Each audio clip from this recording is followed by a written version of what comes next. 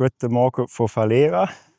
Am dritten Tag vom ESA T3 Wanderleiterkurs. Heute nehmen wir mit auf eine Wanderung, wo wir angehende Wanderleiter durchführen.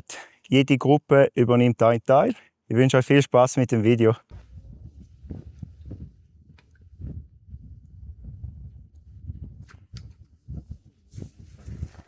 Ja, die Route heißt Verborgene Geheimnisse der Surselva und da sind wir schon beim ersten. Wir sind nicht in Schottland, nicht da bei, wie heißt Outlander, sondern das gibt es auch in der Schweiz. Wir stehen da nicht einfach auf einer Wiese da, hoch über dem Rheintal, sondern da sind wir wirklich in der Vergangenheit. 3'500 Jahre ist es her, da gab es noch keine Römer hier, da gab es noch keine Schweiz zu dieser Zeit. Aber da haben die Einwohner da diese Steine hingestellt. Und man sagt, dass nachts, wenn die Lichter ausgingen, also wenn die Feuer erloschen, hier, dann sind da die Steinwächter erwacht aus ihren Träumen und haben die Sterne angeschaut. Und irgendwann kam es dazu, dass es am Tag einfach dunkel wurde. Und die Leute hatten Angst, die Kinder schrien und die Kühe rannten in die Ställe. Und dann nachher kam der große Menhir, die Steine, das sind Menhirs, das kommt aus dem Französischen, da wo die Hinkelsteine stehen, aus der Camargue oder was das ist, irgendwo da. und dann hat der große Menhir über alles gewacht und er hat das gesehen, er wusste es, dass es dunkel wird. Und er hat die Leute beruhigt und hat drüber geschaut. Er hat auch den Leuten gesagt, wann sie ernten müssen. Er hat gesagt, wann die Sonne am höchsten steht und wann es Winter wird. Und so wussten all die Leute, diese Steine sind von den Göttern. Und so hat das über Jahrtausende gehalten. Die Steine stehen immer noch hier und das zeugt davon, dass da sehr viel Energie ist. Je nachdem, bei Sonnenaufgang in der Mitte der Steine steht, dann spürt man auch die Energie. Also wenn ihr mal wollt, versucht das mal, kommt mal her und dann spürt man die Energie, die hier herrscht. Und die Steine, die sind aus Diorit oder aus Granit und das ist der Grund, weil die sehr hart sind. Der Hajo kann uns erklären, was das alles beinhaltet, der Granit und der Diorit. Und darum haben die Steine über all die Jahrtausende überdauert und die können noch viel mehr Geschichten erzählen als ich hier. Also hört mal zu, schaut die Steine an, könnt auch mal einen berühren und dann spürt ihr die Energie hier aus der Vergangenheit, aus der Surselva.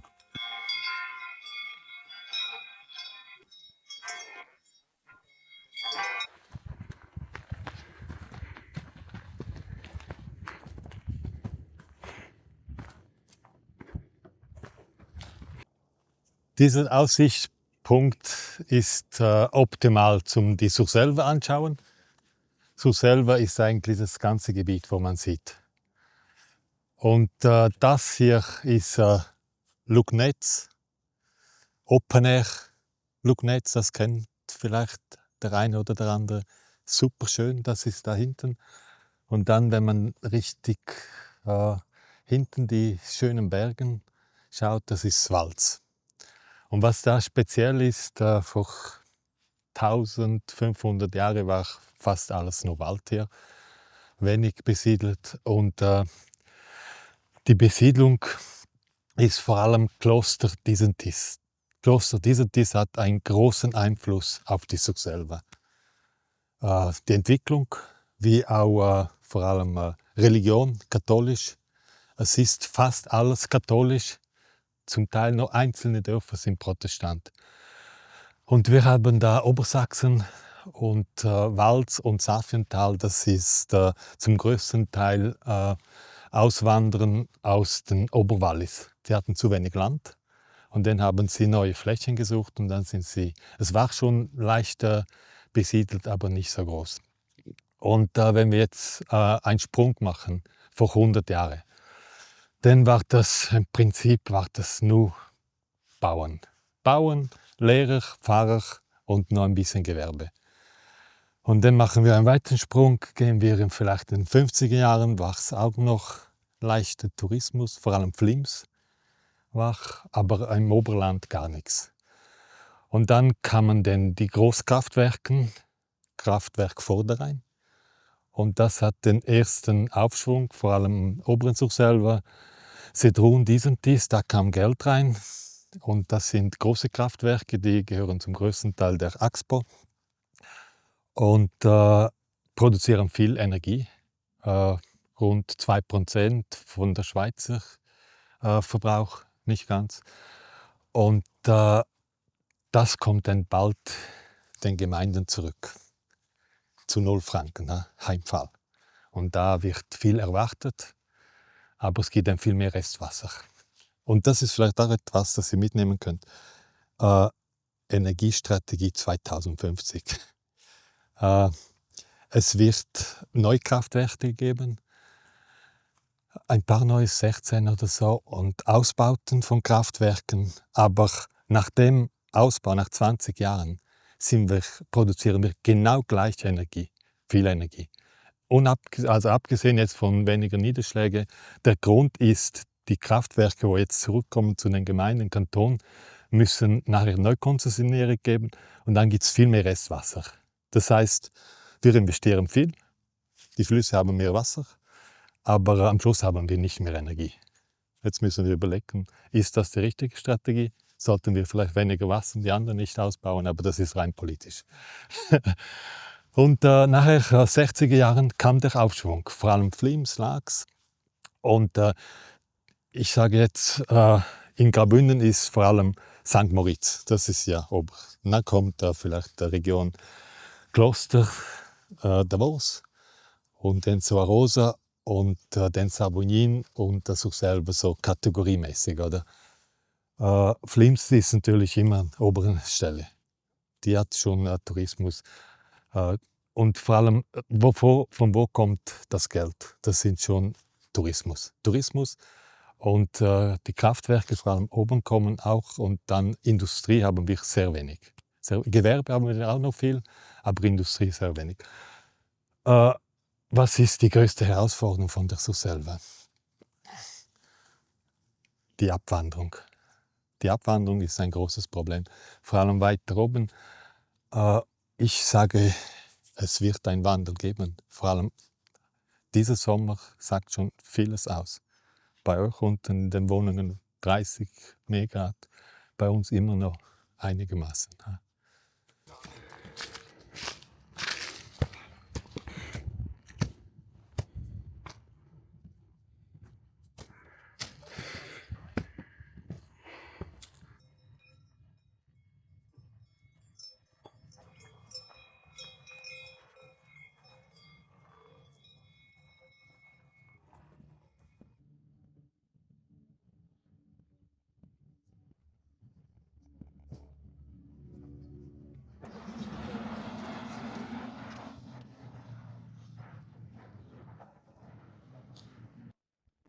Ich erzähle euch eine kleine Geschichte zu der Berglandwirtschaft. Also wie ihr vor euch seht, das ist ein Landwirtschaftsbetrieb. Ist ja unübersehbar da mit diesen, ich sage zu denen immer Kuheiern. Da ist Heu drin gelagert. Das ist jetzt eher die moderne Form, wie man Heu lagert. Aber ich mache eher einen kleinen Exkurs in die Geschichte vorher, in die frühere Landwirtschaft, wie die betrieben worden ist. Und zwar bewusst die Berglandwirtschaft, weil hier ist nicht eine normale Landwirtschaft, sondern das ist Berglandwirtschaft, das ist ganz was anderes. Es sind zwar die gleichen Tiere und das gleiche Heu, aber es ist einfach eine andere Form, wie man mit der Natur umgeht, weil es nicht anders geht. Weil hier ist ja logisch, ihr seid jetzt den Weg hochgelaufen, da wisst ihr, wie steil es sein kann. Also Berglandschaft heißt nicht, da kann man nicht mit ganz großen Maschinen operieren, sondern da muss man gucken, wie man die Hügel hochkommt. Und vor allem früher hatte man die Maschinen gar nicht dazu und nicht die Wege. Und ich fange noch ein Stück früher an. Also der Cyril hatte vorher schon ein bisschen erzählt, dieser Selva war früher einfach Wald. Also das war eigentlich die Urform vom Tal. Und das war damals eine Naturlandschaft. Und heute, zum Unterschied dazu, es ist zwar auch noch wunderbare, schöne Natur, aber das ist nicht mehr eine Naturlandschaft, sondern das ist eine Kulturlandschaft. Und das hat damit zu tun, weil die Leute sind hierher gekommen, wollten leben und dann mussten sie diese Region gestalten. Und unter anderem, also haben wir auch schon gehört, sind die Pfalzer im glaube 12. Jahrhundert gekommen und haben die Natur umgestaltet, wie sie selber gelernt haben oder wie sie gemerkt haben, das funktioniert nachhaltig. Also damals war eigentlich das Wichtigste, man kann nicht eine Ernte einfahren, nächstes Jahr verhungert man. Man muss gucken, wie man dieses ganze System immer wieder neu belebt und weiterentwickelt und nutzt. Und das nennt sich hier in der Berglandwirtschaft, heißt das Drei-Stufen-System. Und das funktioniert so, also wenn man hier irgendwie das als 3 Stufen anschaut, dann ist die unterste Stufe ist, der Bauernhof, also wo die Leute leben, vor allem auch im Winter. Da kann man ja nicht im Hochgebirge überleben im Winter. Damals war das schon gar nicht möglich. Unten ist der Hof und da haben die Tiere und die Familie und der ganze Betrieb, teilweise auch noch ein bisschen Landwirtschaft auf der Ebene. Aber es geht hauptsächlich auch um die Kuhhaltung. Dann, wenn der Winter dann irgendwann vorbei ist, dann schmilzt von da oben der Schnee weg und dann sind die Bauern mit der Veränderung mit den Temperaturen sind sie mit dem Vieh dann nach oben gegangen, weil oben hat es feines Gras, sobald der Schnee weg ist. Und dann sind sie da hochgewandert mit den Tieren und haben dort bereits das späte Frühjahr verbracht, wo der Schnee weg war. Und dort haben sie das Gras genutzt, sobald es vorhanden war. Und die Ställe hier in dieser Region, das waren eigentlich so temporäre Anlagen. Das war hauptsächlich, also man sieht es da oben, sieht man so einen Stall, das ist oben Heu und unten teilweise kleine Ställe. Und nebendran war manchmal dann noch so ein Anbau. Man sieht das auch recht gut im Prättigau. Der klassische Stall, da hat man dann so in Anführungsstrichen gewohnt, aber es war sehr rudimentär, kein fließendes Wasser, vielleicht ein Stuhl, ein Tisch und wenig, also auch zum Übernachten. Also nicht ein Maiensäß, also es nennt sich Maiensäß eben, ich glaube wegen Mai, also und Säß heißt ja Sitz. Und da haben die dann gehaust, temporär. Teilweise mit Kindern, mit Lehrern oder so, habe ich gelesen. Wenn man dann weitergeht, also wenn es Richtung Sommer gegangen ist, dann konnte man auch wirklich auf die Alpen hoch. Und das ist dann die 3. Stufe. Da konnte man dann das Vieh freilaufen lassen, hatte man weniger Ställe. Da hat man dann vor allem Milchwirtschaft betrieben. Also da gab es dann die Hirten und da gab es die Käsermeister und die haben dann Käse produziert. Also es war eigentlich es ging immer darum, Lebensmittel zu erzeugen mit den Kühen, mit der Milch und auch natürlich das Fleisch. Aber dort war, glaube ich, stand das Fleisch nicht im Vordergrund, sondern eher die Milch. Und dann irgendwann mal geht der Prozess wieder nach unten, wenn es dann Winter wird und Herbst, dann kommt der Schnee und dann machen sie wieder die nächste Stufe runter und dann wieder ins Tal runter. Und das waren natürlich immer auch Lager, Zwischenlager, da haben sie das Heu aus dieser Region da im Stall oder im Maiensäß gelagert. Und unten konnte man ja relativ lang Gras ernten. Vom Frühjahr bis im Herbst hat man natürlich auch Gras gehabt. Also das ist so ganz grob die Geschichte. Und wer sich dafür interessiert, der kann in Klosters, der heißt Gardeweg, das sind unbebaute Ställe, kann man das noch vielleicht ein bisschen vertieft und wissenschaftlicher anschauen. Das ist recht interessant zum das begehen für die, die sich weiterbilden wollen.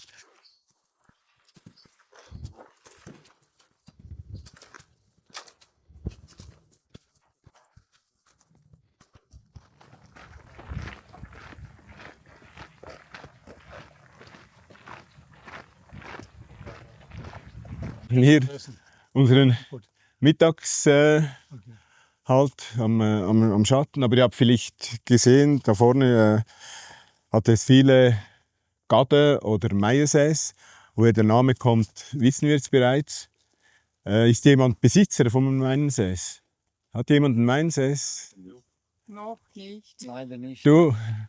Okay, also da muss ich jetzt aufpassen, was ich erzähle. Aber es wurde bisher dem Namen nach vor allem im Mai genutzt, landwirtschaftlich, wenn die Bauern hochkamen als Unterstand, eigentlich nicht für die menschliche Unterkunft.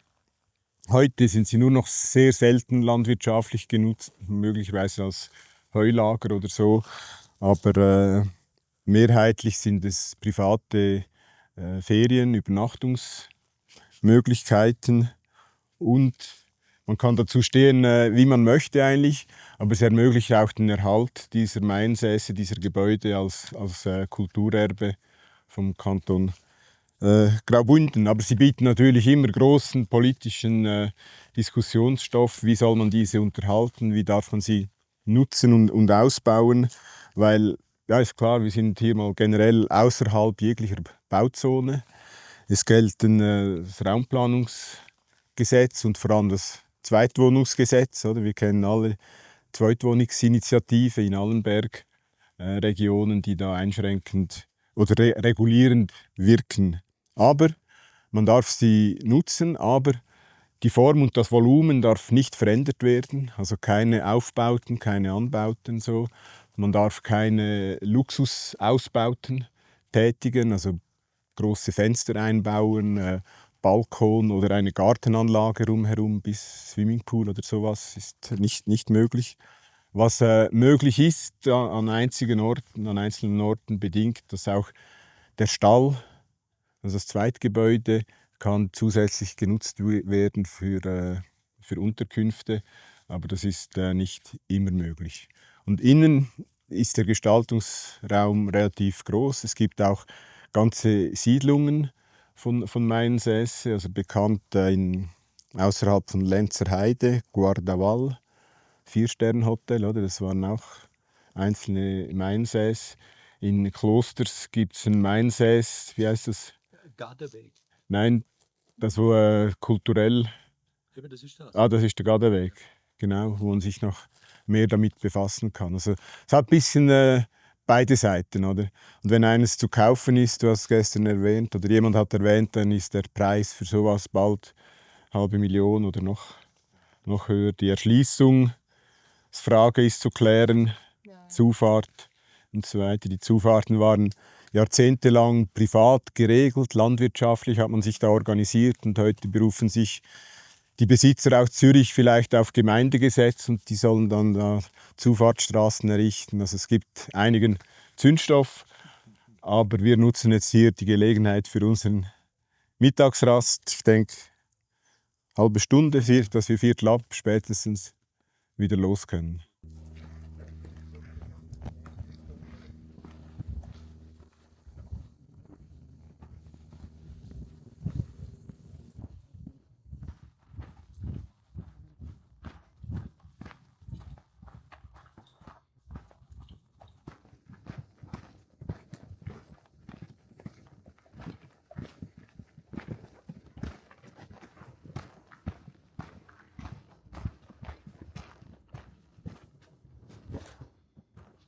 Jetzt von einem Stein, Grab Freisen. Am Ende meiner kurzen Geschichte wisst ihr, warum das Freisen heißt. Und das ist wirklich schon enorm groß. Nach so vielen informativen und tollen Vorträgen möchte ich euch allerdings jetzt in die Welt der volkstümlichen, überlieferten Weisheiten der Region einführen. Nämlich tatsächlich gibt es eine Sage über diesen Stein, Kreb Freisen. Hinter uns, wenn wir jetzt diesen Wald nicht hätten, sehen wir das Dorf Laax. Da haben wir unsere Reise heute begonnen, gestartet. Und ja, wenn man so überlegt, vor vielen, vielen, vielen Jahren war das Dorf Laax recht klein, wie alle Dörfer, die im Entstehung sind. Und natürlich waren die Leute alle meistens Bauer, die dann viel Land für sich gewonnen haben, viel Bäume geschnitten haben, also quasi die Lebensräume immer größer gemacht haben. Und laut der Sage waren die ursprüngliche Bewohner dieser Gegend, nämlich Hexen, Feen, Geister, davon gar nicht begeistert, weil natürlich deren Lebensraum immer mehr weggenommen wurde. Und dann hat sich eine Hexenchefin einen ganz, ganz bösen Plan überlegt, weil eben der Mensch so arrogant ist und die Bewohner von diesem Dorf immer weiter ausrollen und diese Lebensräume ja, verfolgt haben, hat sie gesagt, okay, lieber Geister, wir tun es jetzt zusammen. Und seht ihr diesen riesen Felsbrocken ganz, ganz oben auf dem Berg? Wir möchten das Dorf Laax vernichten, indem wir der Felsen zum Absturz bringen und durch Wucht des Fallens in den See soll dann eine Flutwelle entstehen. Und das Dorf soll eben überflutet sein, also das Dorf wird gekillt, verrottet. Ja, und dann bei einem Unwetter, bei einem starken Unwetter, was uns noch nicht erwartet. Übrigens, ich wollte ganz kurz zu dieser Gewitterlage jetzt sagen, ihr müsst euch keine Sorgen haben, weil wir haben wirklich nicht weit bis an der Ausgangsstelle. Außerdem, wir befinden uns nicht ganz hoch, wo dann eben die Blitzer meistens anschlagen. Wir sind schön geschützt im Wald und können es wirklich, falls jetzt plötzlich zum Blitzer kommen, wir können uns schützen und das ist ja kein Problem. Und deswegen mache ich meine Geschichte jetzt ganz, ganz kurz. Also Hexe tut sich mit allen Urbewohnern dieser Gegend zusammen und sagt, auf 1 fertig machen, auf 2 stoßen, auf 3 rollen, auf 4 sich freuen. Okay. Und das haben sie eben gemacht. Aber eine alte, weise Esche, die ganz allein, ganz oben, ganz stolz stand, sie wollte diesen Unheil verhindern. Und sie hat ganz laut geschrien an den Wind, bitte, bitte Wind, fliehe ganz schnell ins Dorf und sag den Menschen, es kommt ein Unheil, sie müssen sich retten. Und der Wind ist geflogen zu der Altkirchenglocke und die Glocke hat geläutet. Und die Leute wussten, dass da irgendwas auf sie zukommt. Aber diese Leuchten haben auch andere Bäume gehört, weil natürlich wollten sie auch nicht durch diesen Riesenfels umgestürzt werden, also umkommen. Deswegen haben sie sich alle zusammengetan und junge Esche haben dann die ganze Wucht ihrer Kraft mit ihren Wurzeln, die uns Frederik gestern gezeigt hat, also breitgestellt, alle ihre Äste ausgeprallt und haben einfach diesen Felsen wirklich zum Stopp gebracht. Also, und nun, laut der Sage, steht dieser Felsen, dieser Stein hier für immer, kommt nichts runter. Und eigentlich sollten wir hier alte Esche sehen. Also das war natürlich viele, viele Jahre her, aber eigentlich sollte man sich schon ein Bild vorstellen, eben die Esche, die dann wirklich diesen Felsen halten. Und dadurch hat diese Felsen diesen Namen bekommen, weil Freisen ist übersetzt Eschenstein, genau. Eschenstein, genau. Also Krab Freisen heißt der Eschenstein. Ja, und wie gesagt, das Dorf war gerätet und der Felsblocken blieb auf ewig hier stehen. Ne? Und hat eben den Namen von diesem wunderbaren. Und ja, was lernt man aus der Geschichte? Es gibt immer noch eben eine alte, weise Esche, die dann den Gang der Geschichte doch umdrehen kann.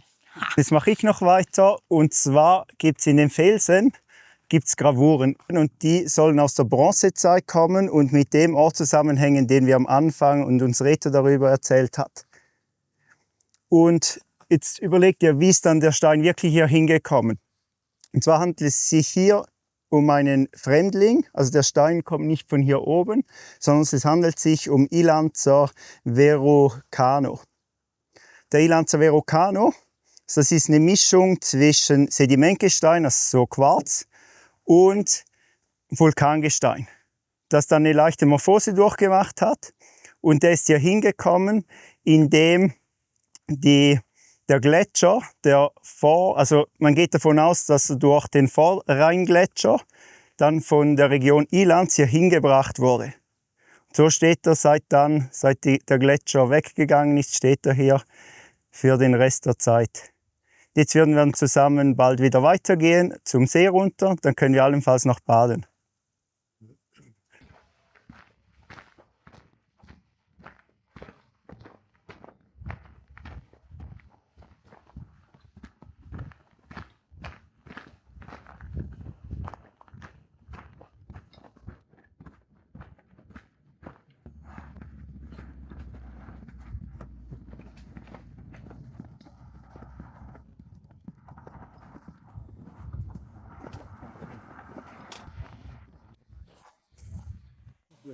Jetzt sind wir in Laax-Acher, am Ende der Wanderung.